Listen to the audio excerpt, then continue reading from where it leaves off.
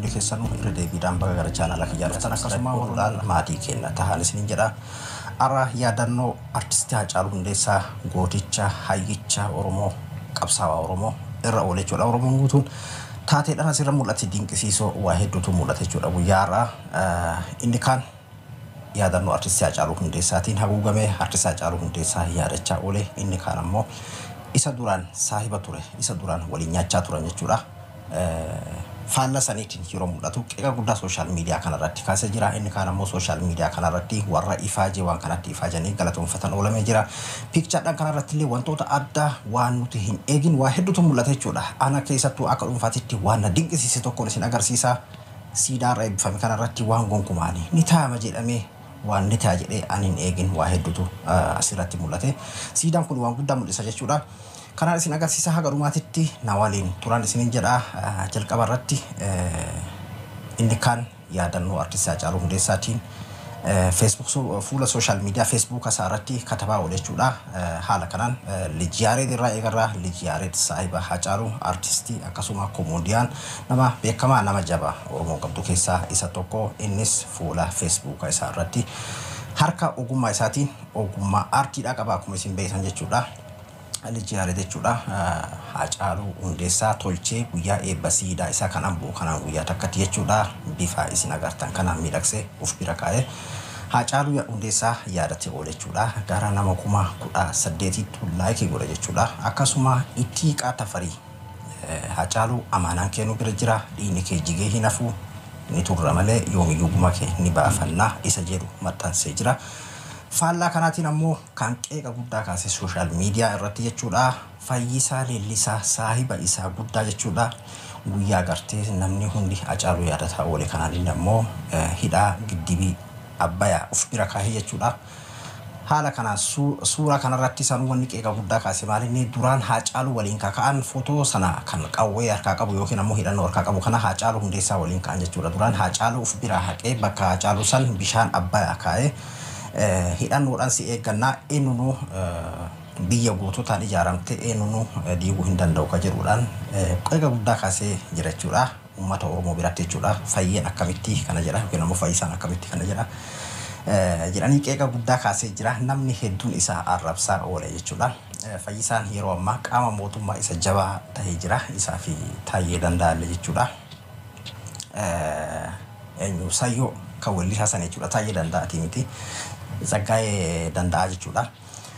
Haala kanaan oolame jechuudha. Yaadannoo isaa kanarratti wantoota hedduu ta'amee an footoodhaan katabbiidhaan garagaraa siidaa kanarratti mul'atanii jechuudha. Katabbiin siidaa kanarratti mul'attee katabbiidhaan garagaraa guutuutti intarvuu Haacaaluu keessatti wantoota inni dubbate keessattuu intarvuu gartee gaafa achi booda intarvuu ta'in kan inni du'e ka OMN guyyoo waarii waliin intarvuu ta'e san irratti dubbate jechoota qulfi dinqisiisoo sanniin guutuun siidaa kanarratti katabamee jira. Akkasuma ati Oromoodhaaf qaaliidha seenaa reelmi nyaatu waan Haacaaluun dubbate waan Haacaaluun ittiin beekamu hunda isaa katabamee jira jechuudha. Siidaa kanarratti dhalootatti haga dhumaatitti ni jiraata. Siidaan kun an kana cufarra jechuudha. Akka dhuunfaatitti inni na ajaa'ibee na dinqisiise baay'ee tokko na gammachiise. Footoo hidhamaan Oromoodha yeroo hayyoonni hidhaa jiran kanatti jechuudha. Footoo hidhamaadha siidaa kanarratti tolfamee ani gonkuma kana fa'aa eegine jechuudha. Haala kanaan asirratti maxxanfamee hiika guddaa qaba. Oromoon hidhaa jira jechuun ni danda'ama. Akkasuma ammallee Haacaaluun waan hidhaa jiruuf ajjeefame jechuun ni danda'ama. Waa hedduu ibsa jechuudha. Qeerroon hidhaa jira jechuun ni danda'ama. Oromiyaan hidhaa jirti jechuun ni danda'ama. Waa hedduu agarsiisa jechuudha. Footoo kana baay'ee tokko na gammachiise. Ana akka dhuunfaatitti hin baana. Footoo kana hiikni isaa guutuutti na galuu baatullee garuu akka nama mana hidhaa keessa jiru agarsiisuun isaa haala amma keessa jiramu mul'isan akka kiyyatti jechuudha. Waan baay'ee tokko nama boonsuudha. Kana qofa miti katabbiidhaan asirra jiru kun footoo isaa kanneen zuum gootanii yoo guddiftanii yoo dubbistan jechuudha. Ni dubbifama isinii wanni achirra jiran jiru jechuudha. Waan Haacaaluu dubbatee fi sirboota Haacaaluu geerarsa inni Oromoo ittiin kakaasaa ture hundi isaa achirra jira.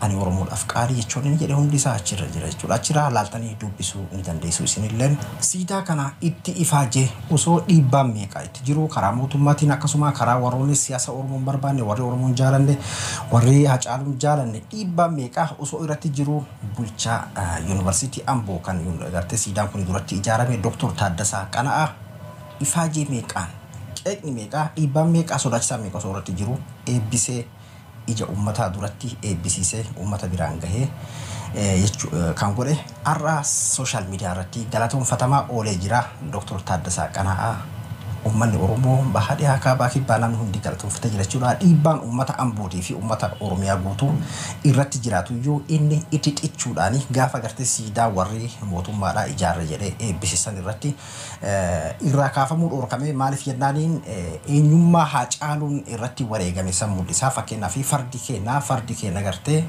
yoomiyyuu Oromoon dhaloonni kun deeffachuu baatu iyyuu dhaloonni biraa hin deeffata farda isaa fardi kun gartee miiligaaf dhufu hareedhaan dhufee ka jedhuudhaan jechuudha qeeqa guddaa kaasee hanga gartee wareegamuullee irratti wareegame isaallee haga gaheetti jechuudha haala isa san ibsuun akkaatuma inni jedhe san irratti ammallee katabbiidhaan illee katabamee jira siidaa kanarratti jechoonni inni gaafa san jedhe jechuudha bifa saniin Haacaaluu fardarra taa'ee farda inni kenna jedhe san irra taa'ee yeroo inni gartee geeraru kan mul'isu uffannaa gartee aadaa uffata yeroo inni mul'isu kan mul'isu achirratti kaayamee bifa kanaan eebbifamee jira jechuudha akkasuma namoonni garaagaraa fakkeenyaaf amma ijoollee kan inni beekan qabsoo soorsuufaa jechuudha akka Haacaaluutti farda yaabbatanii siidaa kana biratti footoo ka'aa turanii warroonni gariin siidaa kana jala taa'anii bifa gaddaatiin footoo ka'anii dabarsaa turanii footoodhaan siidaa kanarratti waa hedduutu mul'ata jechuudha wantoonni garaa nama nyaatu akkasuma warroonni abdii namatti horu waa hedduutu mul'ata jechuudha hundaafuu Haacaaluun haga dhumaatitti yaadannoon isaa siidaan isaa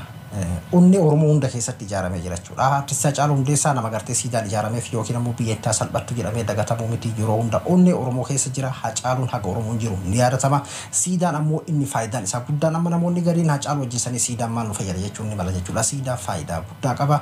Siidaan akka dhaloonni nuti amma artisti Haacaaluu keessa dhalanne dhaloonni ammaa kun hundi ni dhumnaa yookiin ammoo ni dabara jechuudha. Dhaloota biraa kan itti aanutu dhufa dhaloonni biraa kan itti aanus yaadataa deema yoo siidaan jiraate eenyummaa nama kana akkanatti eenyummaa Haacaaluu waliin katabamee pikchaadhaan katabbiidhaan kaayamuun kuni waan baay'ee tokko bareedaadha dhaloonni itti aanu pikchaa kan argeetiin artisti Haacaaluu Hundeessaa yaadataa artisti Haacaaluu maal akka ta'e odeeffata jechuudha warri nu boodaan dhufe akkuma amma gootota tokko dubbatamu kanatti jechuudha yeroo dubbatame ammoo qabatamaan siidaa waliin dhaloota wajjin akkaataa inni du'ee fi yoom akka inni du'e waliin kakaayamu kana jiraachuun waan baay'ee tokko bareedaadha siidaan goota akka Haacaaluu kanaaf siidaan akkana baay'ee tokko barbaachisaadha waan nama gammachiisudha artisti Haacaaluu Hundeessaa akka gaafa inni wareegameeti onnee Oromoo guutuu keessa jira haasawa artisti abbaan Haacaaluu Hundeessaa dubbatan jechuudha an ilma kiyya nama ajjeese nin beeka qeerroo nama hin jaalatin asini hin jedhu nama jaaladha